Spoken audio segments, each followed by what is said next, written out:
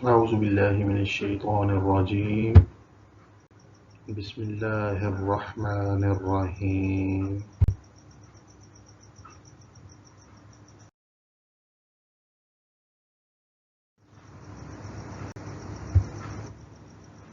عزیز طلبات السلام علیکم ورحمۃ اللہ وبرکاتہ.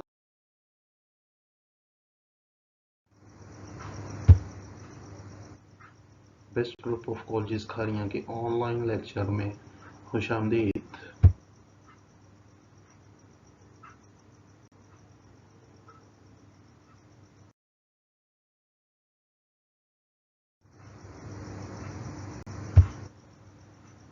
پروفیسر محمد رضوان، آج ہم اپنا سبق انشاء اللہ تعالیٰ سے پڑھیں گے.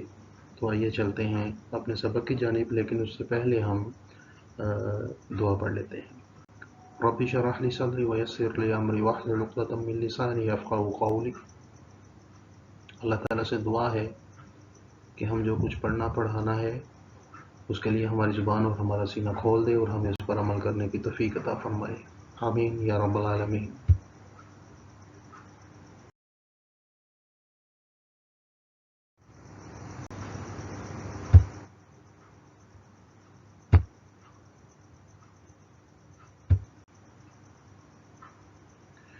آج کا ہمارا جو ٹاپک ہے وہ ہے اشرا مبشرہ. اشرا عربی میں 10 کو کہتے ہیں اور مبشرہ کے معنی ہیں جن کو نبی کریم صلی اللہ علیہ وآلہ وسلم نے جنتی ہونے کی دنیا میں ہی بشارت دی تھی. تمام صحابہ کرام رضی اللہ عنہم جنتی ہیں چونکہ اللہ رب العزت نے قرآن کریم میں ان کو اپنی رضا کا پروانہ دے دیا ہے. قرآن کریم میں فرمایا رضی اللہ عنہم ورضوا عنہ، یعنی اللہ ان سے راضی ہوا اور وہ اللہ سے راضی ہوئے. جن 10 صحابہ کرام کو آپ نے خصوصیت سے ذکر کرتے ہوئے جنتی ہونے کی بشارت دی، ان کی تفصیل درج ذیل ہے.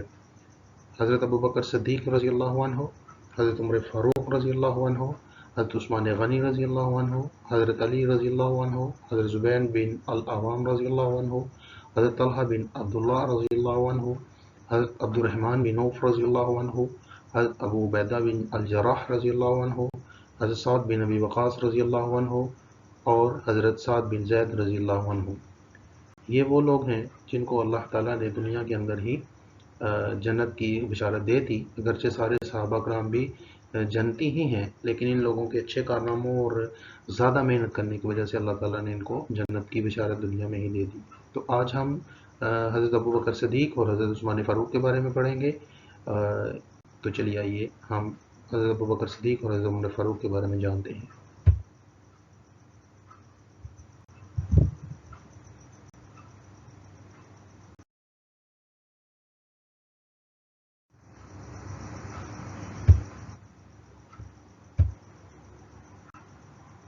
تو سب سے پہلے ہیں جی ہمارے پاس حضرت ابوبکر صدیق. نبی کریم صلی اللہ علیہ وآلہ وسلم نے جہاں بھی فضل و کمال کے اعتبار سے صحابہ کا نام لیا ہے، پہلا نام حضرت ابوبکر صدیق رضی اللہ تعالیٰ عنہ کا لیا ہے. اشرا مبشرہ میں بھی آپ کا نام سر فہرست ہے. آپ کا نام اور لقب، اسلام سے پہلے آپ کا نام ابو القعبہ تھا. ایمان لانے کے بعد نبی کریم صلی اللہ علیہ وآلہ وسلم نے آپ کا نام عبداللہ رکھا. ابوبکر صدیق و عتیق، یہ القاب جو ہیں وہ آپ کو بارگاہ رسالت سے عطا ہوئے. آپ خاندان قریش کی شاخ بن تمیم سے تھے. چھٹی پشت پر آپ کا شجرہ نسب نبی کریم صلی اللہ علیہ وآلہ وسلم سے جا ملتا ہے. آپ کے والد کا نام عثمان کنیت ابو قحافہ، والدہ کا نام سلمہ کنیت ام الخیر تھی. دونوں نے اسلام قبول کیا. اب قبول اسلام، حضرت ابوبکر صدیق اور نبی کریم صلی اللہ علیہ وآلہ وسلم تقریباً ہم عمر تھے، بچپن سے ہی دوستی تھی.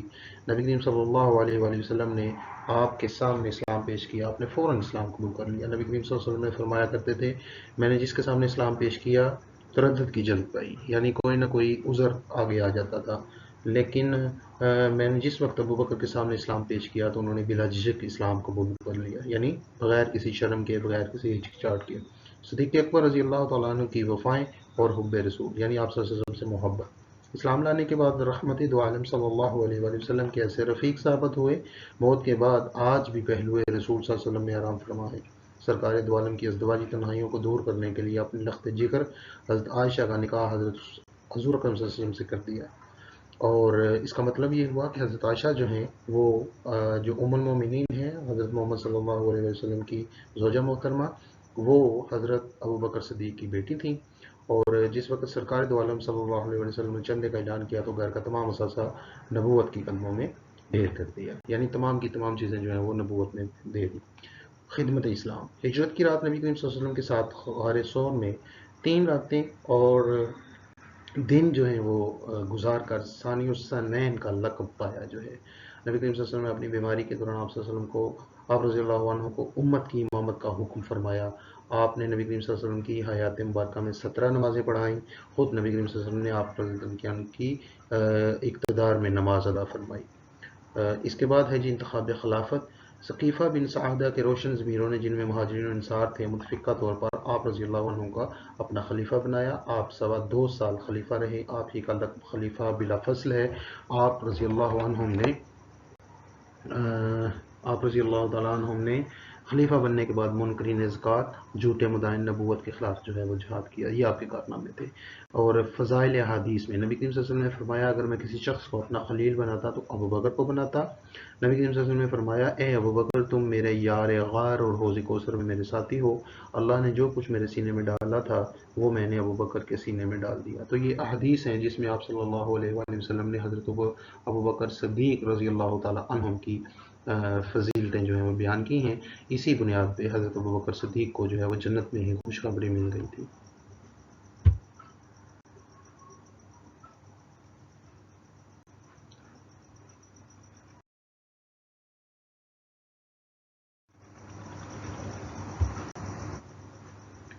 جی اس کے بعد ہمارا دوسرا ٹاپک ہے جی خلیفہ دوم حضرت عمر فاروق رضی اللہ تعالی عنہ۔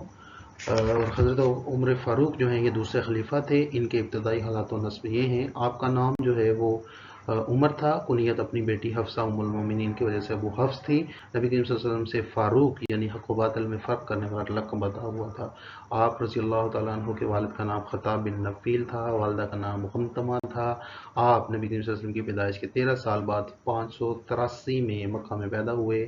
آپ قبیلہ قریش کی شاخ بنی عدی سے تعلق رکھتے تھے۔ آپ کا نسب سلسلہ نسب 8ویں پشت پر نبی کریم صلی اللہ علیہ وسلم سے جا ملتا ہے۔ اب آپ کی جو بنیادی امتیازی اور صاف صفتیں تھیں وہ یہ تھیں، آپ میں نسب دانی تھی، یعنی آپ جو ہیں وہ بہت زیادہ خاندانی جلال کے مالک تھے۔ شجاعت و بہادری آپ کے اندر بہت زیادہ تھی۔ پہلوانی اور کشتی رانی میں آپ بہت مشہور تھے، شاہ سواری یعنی گھڑ سواری میں۔ اس کے بعد خطبے بڑے اچھے، تقاریر بہت اچھی، اور آپ کے پاس علم کی بے تحاشا جو ہیں وہ خوبیاں جو ہیں وہ آپ کے پاس موجود تھیں۔ آپ نے اسلام کو کس طرح سے قبول کیا؟ آپ صلی اللہ علیہ وسلم کے بارے میں رحمت دو عالم صلی اللہ علیہ وسلم کی دعا قبول ہوئی، اور آپ کو مراد پیغمبر بھی کہا جاتا ہے، یعنی محمد صلی اللہ علیہ وسلم نے آپ کو مانگا تھا۔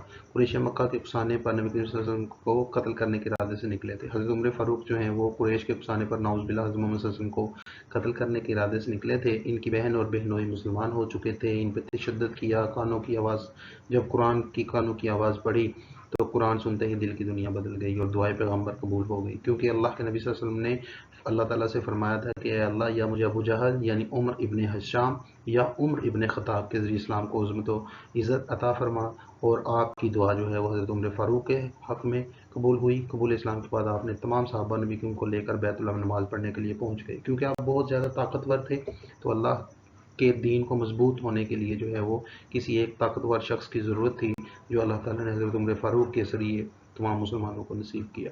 غزوات میں حاضری، حضرت عمر فاروق تمام غزوات میں نبی رحمت کے ہمراہ رہے۔ صلح حدیبیہ کے موقع پر آپ رضی اللہ عنہ کا جلال رکتا نہ تھا، یعنی آپ بڑے سخت تھے۔ اس کے بعد جب آپ کی خلافت کا انتخاب کرنے کی باری آئی تو کیا ہوا؟ جمادی الثانی 13 ہجری میں خلیفہ اول حضرت ابو بکر رضی اللہ عنہ کی علالت کے دوران حضرت عمر فاروق امامت کے فرائض انجام دیتے تھے۔ آخری وقت قریب آ گیا تو تمام صحابہ رضی اللہ عنہ کو بلا کر حضرت عمر فاروق رضی اللہ تعالیٰ عنہ کے بارے میں رائے لی۔ تمام صحابہ نے کہا کہ آپ رضی اللہ عنہ جو ہیں وہ بڑے سخت ہیں۔ حضرت ابو بکر صدیق نے فرمایا کہ میں تو اپنے رب کو جواب دے سکوں گا کہ اے اللہ، میں نے تیرے بندوں میں ایسے شخص کا انتخاب کیا جو واقعی خلافت کے قائل تھا، اس منصب کے لیے سب سے زیادہ اہل تھا۔ تو یہ حضرت ابو بکر صدیق کی جو ہے وہ محبت تھی۔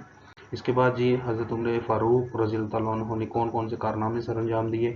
آپ کا جو نظام ہے یہ نظام حکومت بڑا مثالی تھا، آپ نے قیام امن اور شہریوں کی حفاظت کے لیے باقاعدہ پولیس کا محکمہ بنایا تھا، ڈاک کا نظام تھا، اسلامی کیلنڈر کا آغاز بھی آپ نے ہی کیا، نہروں کی تعمیر کی، جدید عمارتیں تعمیر کی۔ آپ بلا شبہ ایک مثالی حکمران، حب رسول کے پیکر، خوف خدا سے بھرپور، تقویٰ کی اعلیٰ بنیادوں پر فائز، سادگی کا نمونہ، روب و جلال کا مجسمہ، شجاعت و بہادری کا پیکر تھے۔ نبی کریم صلی اللہ علیہ وسلم نے آپ کو عشرہ مبشرہ میں شامل فرمایا۔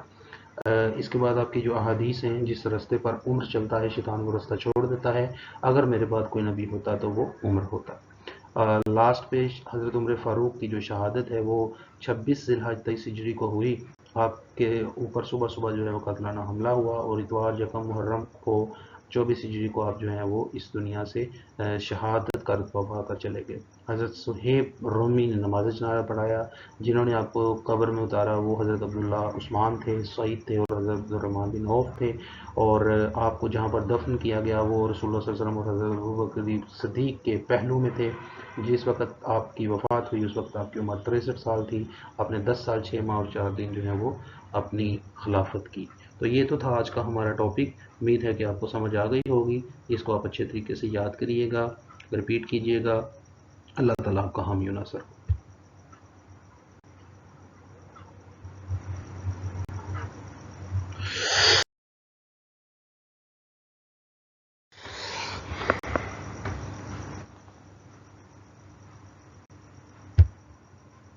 فی امان اللہ بیٹی، اللہ حافظ۔